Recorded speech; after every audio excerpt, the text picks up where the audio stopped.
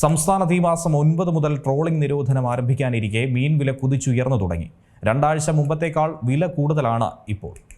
Trawling തുടങ്ങും മുമ്പേ കുതിച്ചുയർന്ന മത്സ്യവില. ഒരാഴ്ച മുമ്പ് കിലോ 150 രൂപയ്ക്ക് വിറ്റിരുന്ന മത്തി 1 കിലോ ലഭിക്കണമെങ്കിൽ 200 മുതൽ 300 രൂപ നൽകണം.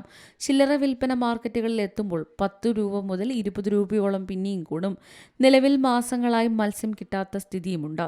അയലയും മത്തിയും പേരിന് മാത്രമാണ് ഇപ്പോൾ ലഭിക്കുന്നത്.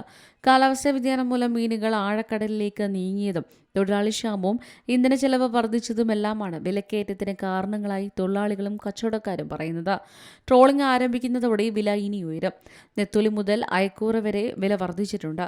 അയക്കൂറയ്ക്ക് കിലോ 1000 മുതൽ 1300 വരെയായി. അയല 300 മുതൽ 350 വരെയാണ്.